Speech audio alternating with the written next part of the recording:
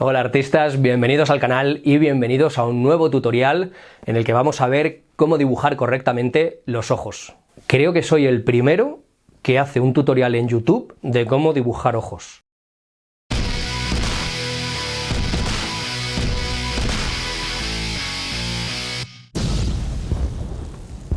Antes que nada quiero contaros que para hacer este tutorial he tenido que hacer un buen montón de dibujos, como podéis ver ahora, y que todas estas imágenes por capas en PSD las podréis disfrutar si sois Patreons para tenerlas como referencia. Para que podáis visitar mi página de Patreon y disfrutar de todas las recompensas que pongo a vuestra disposición, tenéis un enlace en la descripción y también os saldrá un enlace en la pantalla al final del vídeo. Para empezar con la anatomía de los ojos tenemos que centrarnos sobre todo en el lugar donde están colocados, es decir, la cuenca ocular, que son esos dos huecos que están por debajo de la frente que obviamente ya todos conocéis. Siempre que hablo de la estructura ósea de las cuencas oculares del cráneo, la gente me dice ¿por qué tengo que estudiar el cráneo si no se ve?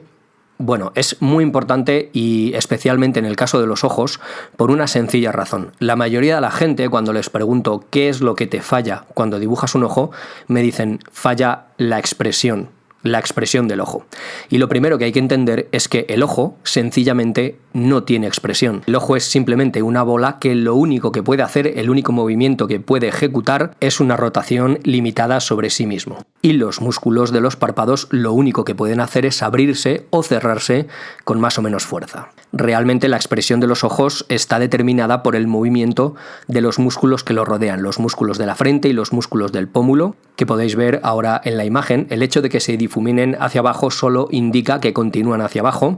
No los he dibujado completos porque no nos interesa la inserción o hasta dónde llegan estos músculos, simplemente saber que están ahí y que junto a los músculos de la frente son los causantes de que la zona que rodea el ojo tenga movilidad, también ayudados o asistidos por estos músculos que están situados por encima del puente de la nariz, encima de la fosa nasal, y que ayudan a contraer esa zona. Todos estos músculos en conjunto son los que consiguen que tengamos mucha movilidad en esa zona y que podamos adoptar diferentes expresiones con las cejas, que son las que equivocadamente se llaman las expresiones del ojo. Ahora podéis ver cuál es la forma del músculo del párpado, que es el que nos ayuda a cerrar los ojos y también a contraer con fuerza toda la zona que está por encima de la cuenca del ojo. Como podéis ver, este músculo cubre toda la cuenca y, como veis, en medio tiene una abertura que no es otra cosa que el párpado superior, que es el que se mueve para proteger el ojo, mientras que la otra parte de esa abertura, que es el párpado inferior, se queda siempre en el mismo sitio, no se mueve. El ojo, desde un punto de vista lateral, está situado muy por detrás de la frente, en un plano, y siempre que lo dibujemos tenemos que tener en cuenta que está muy hundido.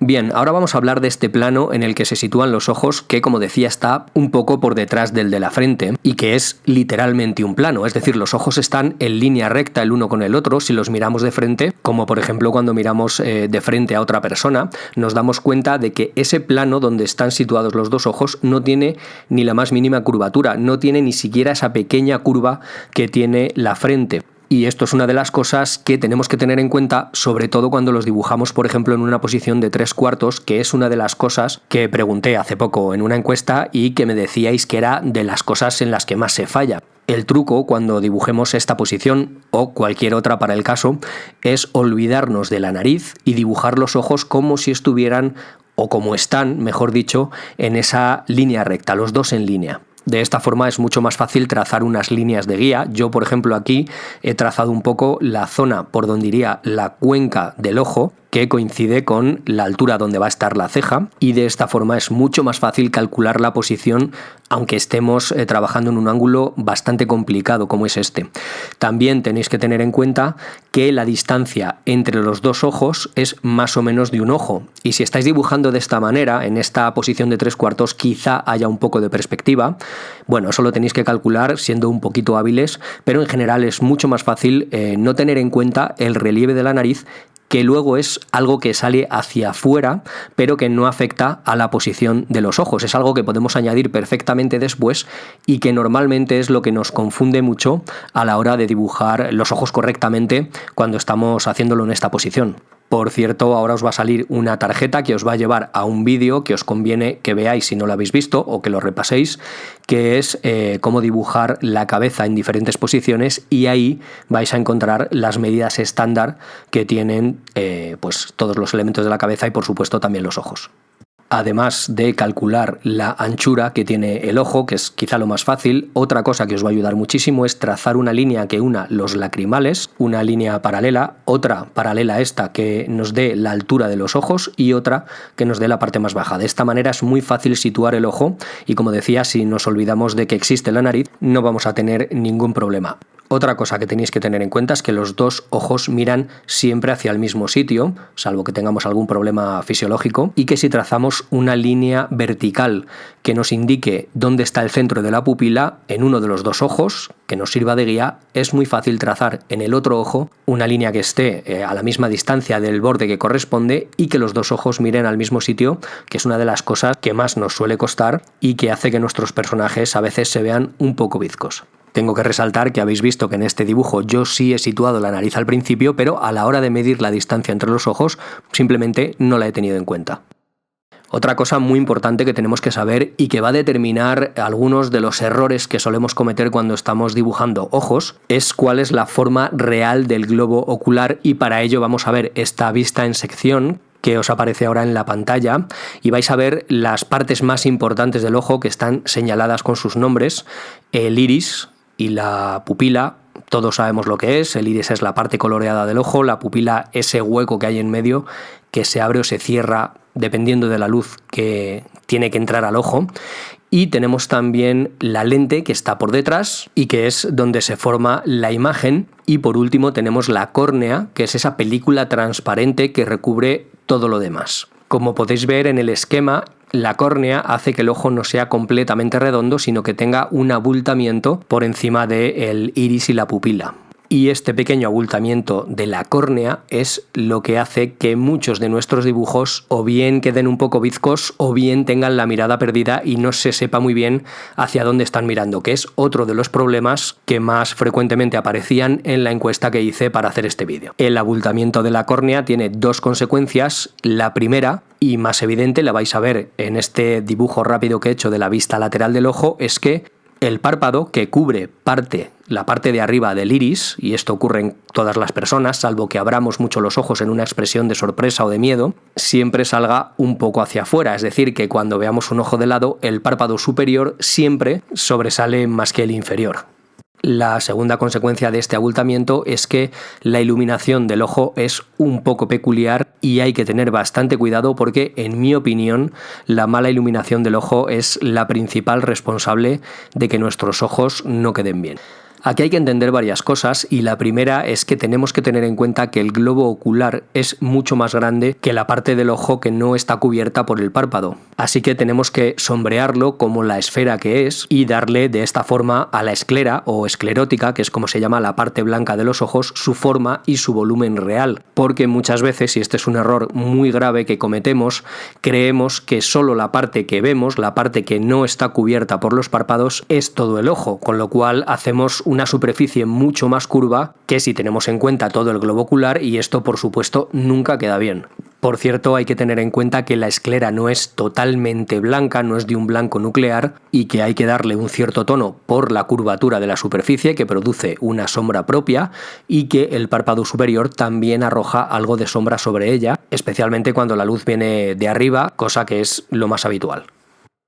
Otro de los errores que cometemos, que son bastante graves, es el siguiente. Tenemos dibujado nuestro ojo y de repente decidimos que tenemos que ponerle un brillo, porque obviamente los ojos brillan mucho. Así que lo colocamos. ¿Dónde? Pues aquí mismo, donde nos parece bien. Y esto siempre es un error, porque hay que entender cómo funciona la luz sobre el ojo. Incluso cuando estemos dibujando de memoria, tenemos que analizar de dónde viene la luz, colocar ahí el brillo, y tenemos que saber también cómo afecta esta luz al iris, cómo ilumina el iris. Este tiene una forma bastante curiosa de iluminarse o de ser iluminado por la luz, porque tiene la forma de una lupa. Y me he encontrado muchos autores que obviamente iluminan bien el ojo, saben perfectamente cómo funciona la luz, pero no saben por qué razón y no la explican, y de hecho dan razones bastante extrañas. Incluso Proco, que es uno de los youtubers que yo más sigo en cuanto a anatomía artística, dice que él dibuja el iris y la pupila de una forma cóncava, es decir, metida hacia adentro, pero que en realidad es plana, y no es plana, es convexa. En realidad la pupila y el iris salen hacia afuera. Si fueran cóncavos tendrían una forma parecida a esta y se notaría mucho cuando estuviéramos viendo un ojo de lado o cuando estuviera mirando hacia alguno de los bordes. Se vería muy raro y en realidad no es así. El problema con esto es que el iris parece que está iluminado al revés. Es decir, si el iris tiene esa forma de esfera hacia afuera y la luz da en la parte superior, donde está ese pequeño brillo, ahí debería estar la zona más iluminada, y en la parte de abajo, en la base, debería estar la zona con más sombra, pero la realidad es que no es así, es al revés. Y esto nos puede hacer creer que realmente el iris está metido hacia adentro, pero como decía, al dibujar el ojo de lado o en 3/4 se vería muy extraño. Y lo peor de todo es que si lo dibujamos de cabeza y seguimos la lógica e iluminamos la parte de arriba del iris, inmediatamente nuestro cerebro se va a dar cuenta y va a ver que ahí hay algo raro, a pesar de que contradiga la lógica. ¿Por qué? Pues porque cuando nos comunicamos con una persona siempre miramos a los ojos y nuestro cerebro inmediatamente identifica cuál es la iluminación correcta, porque él ha visto durante miles de veces, millones de veces en nuestra vida. ¿Por qué ocurre esto? ¿Por qué tenemos esa iluminación, entre comillas, cambiada? Bueno, pues esto lo explica, y es muy fácil, las gotas de agua. Si observáis una gota de agua, os vais a dar cuenta, en esta gota, por ejemplo, que estáis viendo aquí como ejemplo, la luz viene de arriba a la izquierda y ahí tenemos el brillo y además tenemos la zona de sombra más oscura. Luego en la parte de abajo a la derecha tenemos la sombra que proyecta la propia gota y, como veis en el dibujo, y si lo observáis, como decía, en una gota real, vais a ver que es así, la parte opuesta a la entrada de la luz, es decir, la parte opuesta donde está nuestro máximo brillo, está muy iluminada y de forma muy difusa. Esto tiene una explicación muy fácil, y es que la gota obviamente deja pasar la luz y esto hace que se produzca un efecto de prisma y descompone ese pequeño foco de luz que es el brillo, que es la entrada de la luz, y lo difunde por una zona más amplia y más suave. Por tanto, la córnea actúa como esa gota de agua e ilumina el iris por la parte contraria a la que entra el foco de luz. Antes he dicho que para mí la clave de que un ojo esté bien es que esté bien iluminado, y creo que no exagero si digo que casi todos los problemas que se nos plantean al dibujar ojos parten de aquí. Y para demostrarlo voy a hacer un dibujo mal hecho, aposta, para que comprobéis que aunque las proporciones estén mal y las medidas no sean buenas, el acabado no es tan malo como cabe esperar. Y realmente no hay nada que nos llame tanto la atención en el mal sentido, no hay nada que nos choque tanto como cuando la iluminación no está bien hecha. Si os fijáis bien en el dibujo, podéis pausar la imagen si queréis comprobarlo. El ojo que está a nuestra derecha, el ojo izquierdo del personaje, es prácticamente la mitad que el otro. Hay un fallo de desproporción bastante grave y además no está bien centrado con lo que debería ser la nariz. En fin, tiene fallos graves. Tampoco los he hecho tan graves que sea una cosa deforme, porque entonces obviamente sí llamaría la atención, pero tiene algunos fallos que lo alejan de ser un buen dibujo, y aún así vais a poder ver que el dibujo no se ve raro, no se ve bizco, no se ve con la mirada perdida, se nota que está enfocando algún punto. Y en definitiva, los errores no son tan evidentes, no se ven tan graves como cuando hacemos una mala iluminación. Para acabar muy rápido, un par de cosas que son muy obvias pero que hay que tener en cuenta. La primera es que cuando el ojo rota y mira hacia los lados, se acerca hacia los bordes, bien hacia el lacrimal o hacia el otro lado, hacia el borde exterior, hay que dibujarlo como una elipse, porque obviamente ya no vemos una esfera, vemos una elipse. Eso hay que tenerlo en cuenta, y también es un fallo que cometemos muy a menudo. Y por último, otra cosa que hay que tener también en cuenta es que los párpados tienen grosor, tienen unos milímetros de grosor, y hay que tenerlo en cuenta a la hora de dibujarlo, sobre todo si estamos haciendo un primer plano. Es importante que este grosor se entienda. Tened en cuenta que esto forma una especie de cuña y que las pestañas salen del borde exterior de esa cuña, es decir, las pestañas no están casi pegadas al ojo, sino que hay que dejar ese espacio que ocupa el párpado y que se ve especialmente en el párpado inferior. En el párpado superior, normalmente, si la luz viene de arriba, el párpado queda en sombra, con lo cual esa sombra se funde con las pestañas y puede parecer que las pestañas salen casi del ojo, pero no es así. Y para acabar, un pequeño truco que yo suelo usar cuando tengo algún problema dibujando un ojo que se me pone un poquito rebelde, y es que trazo una línea intentando buscar el volumen, buscando los cambios de plano que me están dando algún problema para entenderlo mejor. Si hacéis esto en vuestros dibujos, probablemente os resuelva muchas de las dudas que se plantean cuando estáis dibujando ojos. De regalo os voy a enseñar un pequeño truco que yo utilizo mucho, y es que, si bien antes he dicho que uniendo los lagrimales o los extremos de los ojos en una línea recta nos va a ayudar mucho a encajar, no todo el mundo tiene esa línea recta. Hay gente que tiene los ojos más inclinados o menos. Para no volveros locos, para hacerlo de la forma más correcta y sin problemas, lo mejor es que tracéis una línea recta y unáis los lagrimales de los dos ojos y después por separado calculéis el ángulo que varía de la parte externa del ojo. De esta forma se ve inmediatamente cuál es la forma o la inclinación real del ojo y no tenemos problemas a la hora de situarlos.